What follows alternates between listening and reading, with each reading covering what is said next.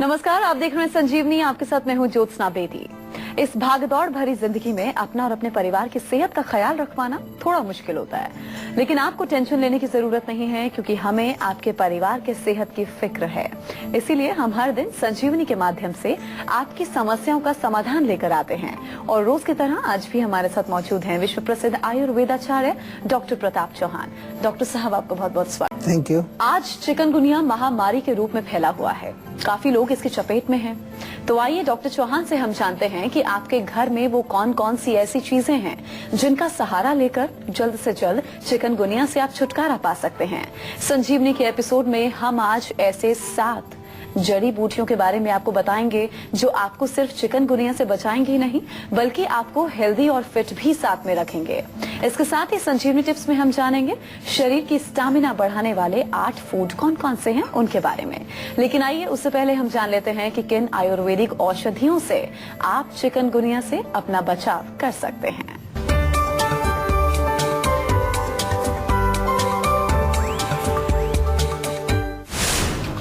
पपीते का पत्ता, तुलसी का पत्ता, नीम का पत्ता, गिलोय और लौंग, जो बचाएंगी आपको चिकनगुनिया से। तो आइए डॉक्टर साहब के साथ हम चर्चा की शुरुआत करते हैं और जानते हैं चिकनगुनिया के लिए घरेलू और प्राकृतिक नुस्खे कौन कौन से हैं। चलिए डॉक्टर साहब, सबसे पहले आप तुलसी के बारे में ही बताइए। तुलसी अक्सर हर एक के घर में मिल जाती है, पौधा हर एक के घर में लगा होता है। देखिए, चिकनगुनिया जैसे आपने जिक्र किया, डेफिनेटली बीमारी काफी बढ़ती हुई है। और इसमें मेन चीज जो हमें देखनी है कि हर साल हम देखते हैं कि और ज्यादा रोगी इसके बढ़ते जा रहे हैं। हमारी जो गवर्नमेंट है, हमारी सरकारें हैं, वो काफी काम भी करते हैं, काफी जो है वो एजुकेट भी करते हैं लोगों को, काफी सारे मेजर्स हमारे हेल्थ डिपार्टमेंट लेते हैं।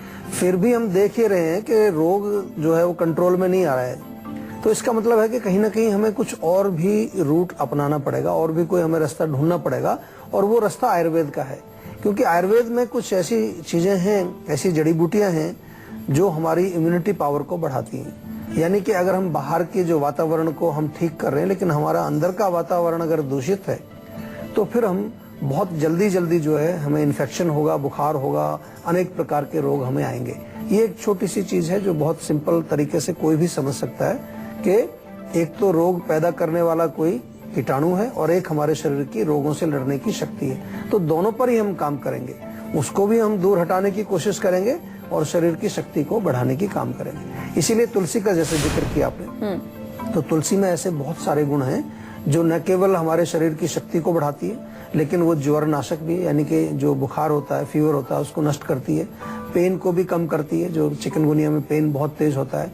इसके अलावा तुलसी जो है वो जर्मिसाइडल, यानी कि किसी भी प्रकार के जर्म्स बॉडी में कहीं पर भी हैं, उनको नष्ट करने में बहुत सक्षम है।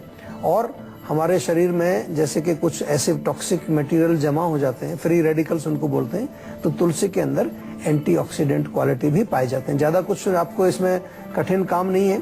1 कप गर्म पानी लें, उसमें 5-6 तुलसी के पत्ते डाल करके, गर्म पानी अच्छी तरह से तेज गर्म होना चाहिए, उसमें डाल करके ढक के रख दीजिए 5 मिनट, और फिर बाद में उस पानी को आप गर्म पिए। तुलसी के पत्तों को भी आप सीधा अंदर ले जाएं, या 4-5 पत्तों का पेस्ट बना करके और 1 चम्मच शहद में मिला के आप चाट लीजिए।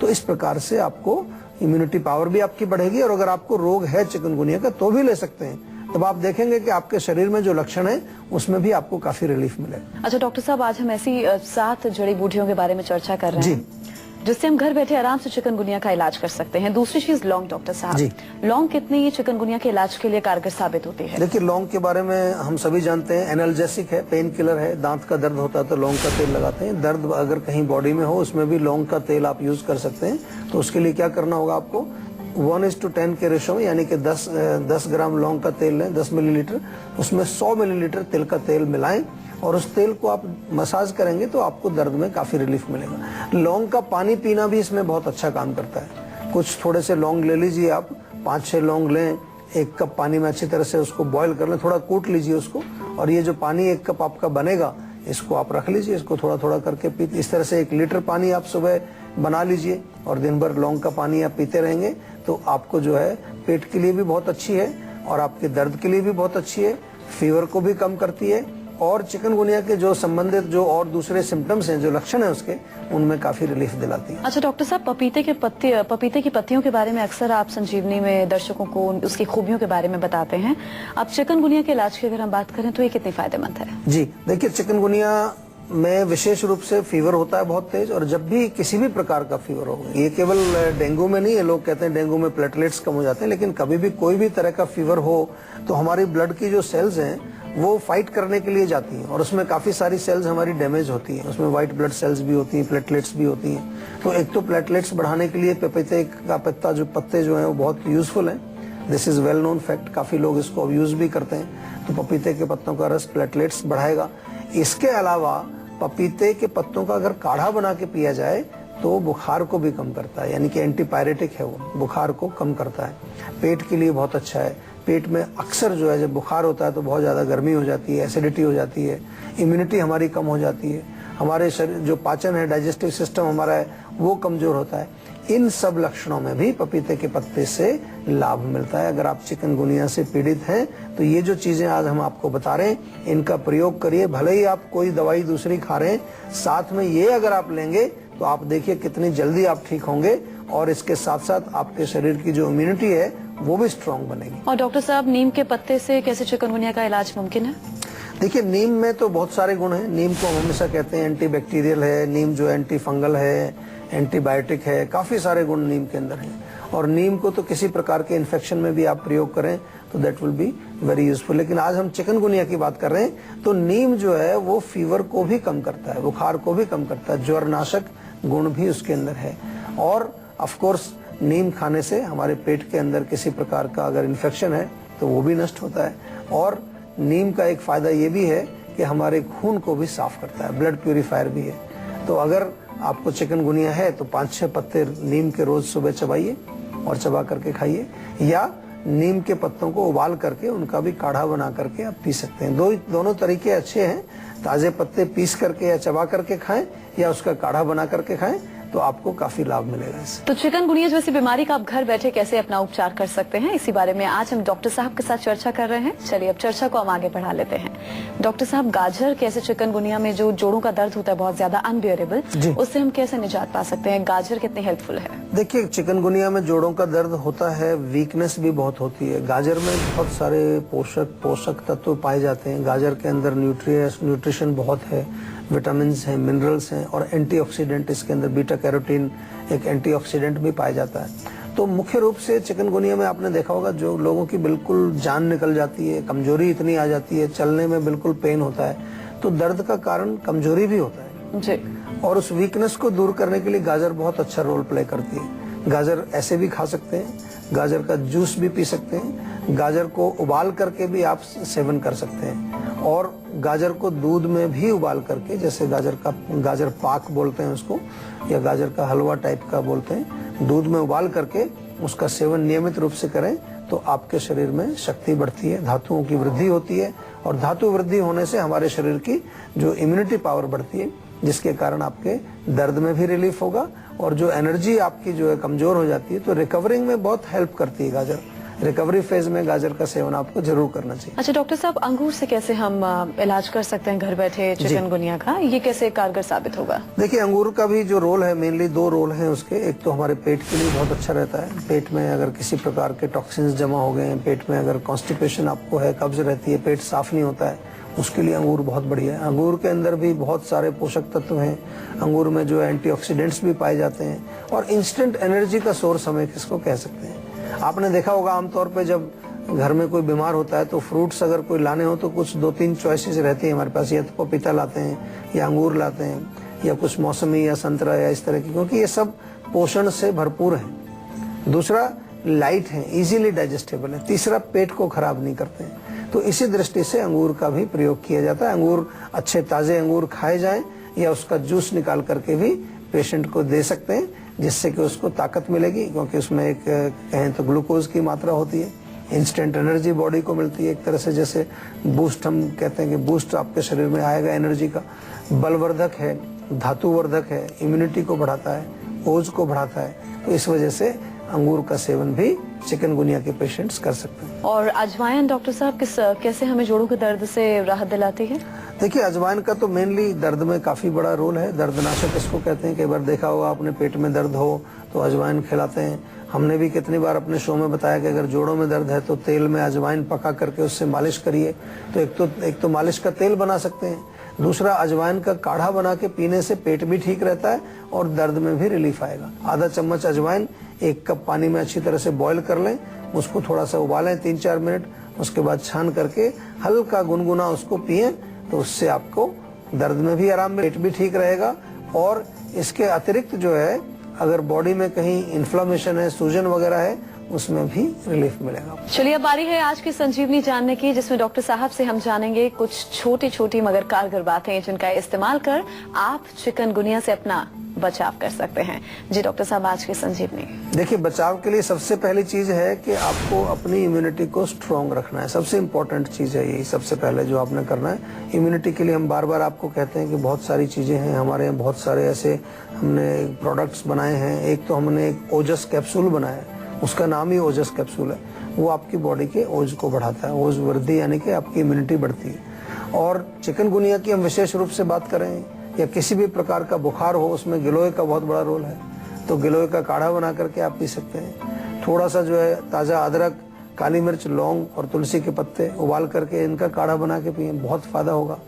चिकनगुनिया से अगर बचाव करना है तो सबसे इम्पोर्टेंट चीज़ है कि आपको साफ सफाई का ध्यान रखना है। मच्छर आपके इर्द गिर्द कहीं पनप ना रहे हो, उनका ध्यान रखना है। अगर कहीं पानी जमा है उसमें थोड़ा मिट्टी का तेल डालिए आप, थोड़ा सा धुआं जिसको फ्यूमिगेशन बोलते हैं वो करिए अपने आसपास।